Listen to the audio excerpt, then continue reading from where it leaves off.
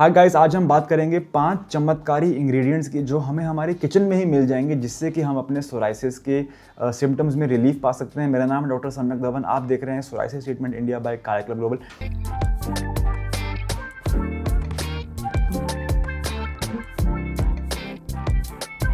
बिना time waste किए बात करते हैं सबसे पहले हर्ब के बारे में, जो है हल्दी। गाइस, हल्दी यानी कि टर्मरिक हमारे आयुर्वेद के ग्रंथों में कब से माना गया है कि इसके अंदर एंटी इन्फ्लेमेटरी प्रॉपर्टीज है, और अब तो साइंस ने, मॉडर्न मेडिसिन ने भी प्रूव कर दिया है कि हल्दी के कंजम्पशन से, इंटरनल कंजम्पशन से, खाने से हमारी इन्फ्लेमेशन, शरीर के अंदर, खून के अंदर हमारी सोजन और इन्फ्लेमेशन कम होती है। हल्दी का इस्तेमाल कैसे करना है, मैं अपने बहुत सारी वीडियोस में पहले भी बोल चुका हूँ कि रात को सोने से पहले अगर आप 1 गिलास गुनगुने गर्म दूध में 3 ग्राम हल्दी को मिला के यदि आप पीना शुरू करते हैं तो आप नोटिस करेंगे कि आपके सोराइसिस की जो सिम्टम्स हैं उनकी सिविरिटी कम हो जाएगी। यदि आपको सोराइसिस की वजह से जोड़ों में दर्द होना शुरू हो गया था, जिसे कि हम मेडिकल भाषा में सोराइटिक आर्थराइटिस कहते हैं, तो आप नोटिस करेंगे कि आपके जॉइंट पेन में भी आपको रिलीफ देखने को मिलेगा। इनफैक्ट कोई भी अगर और आप काम करते हैं, आप जिम जाते हैं, आपकी लाइफ बहुत डिफिकल्ट है, आपको लगता है कि आप बहुत फिजिकल एक्टिविटी बहुत करते हैं, तो हल्दी से आपके शरीर के अंदर इन्फ्लेमेशन कम होगी। ये एक प्रूवन साइंटिफिक फैक्ट है। तो हल्दी is the number 1 miracle herb जो हमारे किचन में हमें ईजिली मिल सकती है। सेकेंड जो चीज़ हम लोग बचपन से यूज़ करते आ रहे हैं, हमारे जनरेशन्स में इंडिया में यूज़ होता आ रहा है, वो है नारियल का तेल। गाइस, हम सबकी किचन में कोकोनट ऑयल है। यदि आपको सोराइसिस है, आपकी स्किन फ्लेकी है, ड्राई है, आपको मॉइस्चराइजेशन करने का मौका नहीं मिलता, आपकी स्किन सेंसिटिव है, और आप आजकल के महंगे स्किन केयर कॉस्मेटिक कंपनीज और इन सब पर रिलाई नहीं करते हैं, जो पता नहीं अपने क्रीम्स के अंदर क्या केमिकल्स डाल रहे हैं, सबसे सेफेस्ट ऑप्शन है, सस्ता और सेफ और इजीली अवेलेबल ऑप्शन है नारियल का तेल। नारियल के तेल से आप अपने स्किन की मालिश कर सकते हैं, रात को उसको लगा के सो सकते हैं, स्कैल्प में लगा के सो सकते हैं। ऑफ कोर्स उसके बेनिफिट्स मुझे आपको बताने की ज़रूरत नहीं है कि नारियल का तेल कितना इंपॉर्टेंट है और कितने सेल्यूलर लेवल तक जाके वो हमारे शरीर में डीप मॉइस्चराइजेशन कर सकता है। यही नहीं, अगर आप चाहें गाइस तो आप नीम का एक पेस्ट बना सकते हैं, उसे नारियल तेल में मिला सकते हैं। आप चाहें तो नीम को एलोवेरा जेल में मिला सकते हैं, जिससे कि आपका एक पेस्ट बन जाएगा। उस पेस्ट को भी आप अपने सोराइसिस वाले पैचेस पे लगा सकते हैं, और आप देखेंगे कि कैसे आपके सोराइसिस के पैचेस में सोजन कम होती है और आपकी स्किन को एक कूलिंग इफेक्ट आता है एलोवेरा जेल लगाने के बाद। तो आप ये दोनों चीज़ों को कंबाइन भी कर सकते हैं। थर्ड जो चीज़ है, एक होम रेमेडी है, एक नुस्खा है, वो है एक ओट मील स्क्रब बनाने का। गाइज, अगर आप अपने किचन में जाएँ और आप दाल और बेसन को ग्राइंड कर लें मिक्सी में, एक मिक्सी में जाके आप बेसन और दाल को अच्छे से ग्राइंड कर लें और थोड़ा सा उसमें ओट्स डाल दें। इसको अगर आप ग्राइंड कर लेंगे और फिर आप एक मर्तबान में या एक पैन में इसको आप अपने बाथरूम में रख दीजिए, ठीक है। रोज़ नहाते समय गुनगुने पानी से अगर आप नहाते हैं, वैसे तो अब गर्मियाँ आ गई हैं, लेकिन जब आप नहाते हैं तो अगर आप ये जो नेचुरल होममेड स्क्रब आपने बनाया है अपने किचन में, इससे अगर आप नहाएंगे तो आप नोटिस करेंगे कि एक तो आपके जो सोराइसिस के फ्लेक्स थे वो सॉफ्ट हो जाएंगे और वो ईजिली हट भी जाएंगे। गाइस, ये थी थर्ड मिरेकल चीज़ जो हमारी किचन में हमें ईजिली मिल जाती है, ओट मील, दाल और बेसन।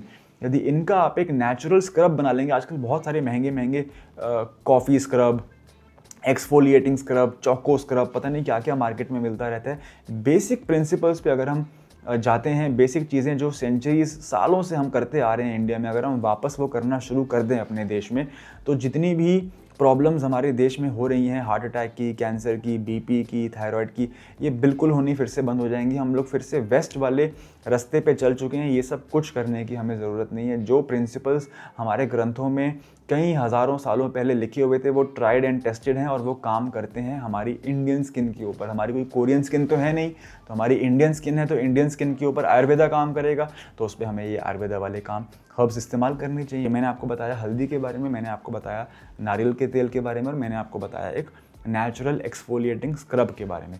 अगर यहाँ तक ये वीडियो आपको अच्छी लगी हो, प्लीज़ लाइक करना ना भूलें, चैनल पे सब्सक्राइब करें ताकि हम और ऐसे अच्छा कंटेंट आपके लिए लेके आएँ। आइए बात करते हैं फोर्थ ऐसी मिरेकल हर्ब के बारे में जो हमें इजीली अपने किचन में मिल जाती है, लेकिन शायद हमें पता नहीं है कि ये हमारे सोराइसिस में हमारी मदद कर सकती है। फोर्थ हर्ब जो है गाइस, जो हमारी हेल्प कर सकती है, वो है नीम।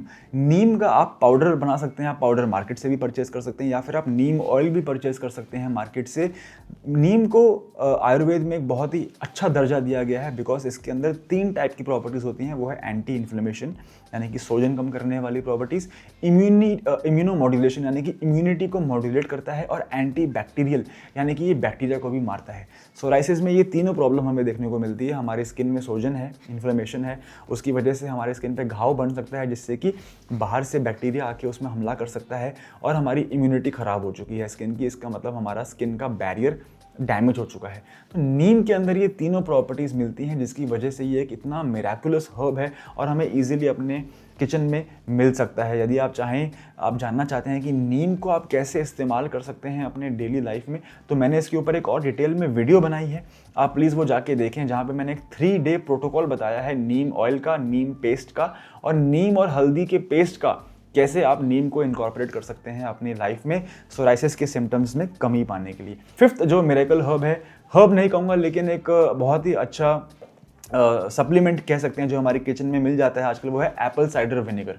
अगर आपके घर में एप्पल साइडर विनेगर है तो आप 1:1 की रेशियो में एप्पल साइडर विनेगर और पानी को मिक्स कर सकते हैं। एक कॉटन की बॉल लेके आप अपने सोराइसिस के पैचेस पे उसको डैब कर सकते हैं। रीज़न क्या है? एप्पल साइडर विनेगर में स्टडीज़ ने शो किया है कि एंटी इन्फ्लेमेटरी प्रॉपर्टीज़ होती हैं। जैसा मैंने आपको वीडियो की शुरुआत में बताया कि सोराइसिस में हमारे स्किन का बैरियर डैमेज हो चुका है, हमें इन्फ्लेमेशन कम करनी है, तो वहाँ पे ACV का कुछ हद तक रोल पाया गया है।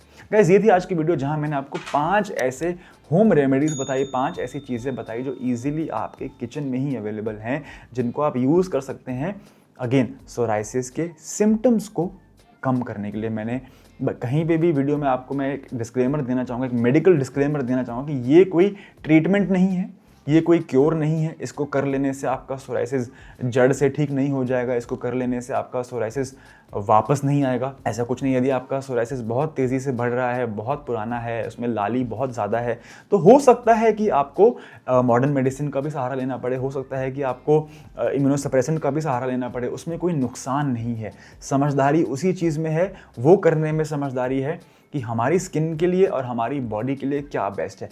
कई बार लोग जो है वो आयुर्वेद के प्रो आयुर्वेद में चलते रहते हैं कि नहीं नहीं हमें तो यही करना है। कभी कभी लोग जो बहुत स्मार्ट होते हैं, एजुकेटेड होते हैं, अमीर होते हैं, उनको लगता है कि नहीं नहीं आयुर्वेदा तो फ्रॉड है, ये तो स्टूडो साइंस है। कुछ लोग जो गांव में होते हैं कहते हैं नहीं नहीं हमें तो स्टेरॉइड नहीं खाने, स्टेरॉइड से साइड इफेक्ट होते हैं। आप अपने आप को बांधे नहीं किसी भी एक पैथी में, ठीक है? आपकी कोई दोस्ती नहीं है, आपकी कोई जिम्मेदारी नहीं है कि मुझे तो आयुर्वेद में ही जाना है, मुझे तो होम्योपैथ में ही जाना है, मुझे तो एलोपैथ में ही जाना है, मुझे तो होम रेमेडी ही करनी है। अपने आप को बांधे नहीं, जो चीज़ आपके लिए बेस्ट है वो आप करो। अगर आपको नीम का पेस्ट लगा के आराम मिलता है तो आप नीम का पेस्ट लगाओ। अगर नीम का पेस्ट लगाने के साथ साथ एलोपैथी डॉक्टर की इम्यूनोसप्रेसेंट गोली खाने से आराम मिलता है तो आप वो करो। अगर सिर्फ आयुर्वेद से काम चल रहा है, सिर्फ आयुर्वेद से काम चलाओ। बंधो मत किसी एक पैथी में। मेरा इस चैनल के ऊपर हमेशा से यही पर्पस रहा है वीडियो बनाने का। मैं कभी भी pro Ayurveda, pro allopathy, pro homeopathy बात नहीं करता हूँ। मैं हमेशा प्रो पेशेंट बात करता हूँ। जो चीज़ आपके लिए बेस्ट है आप वो करें। गाइस, ये थी आज की वीडियो। उम्मीद करता हूँ कि मेरा एफर्ट आपको अच्छा लगे।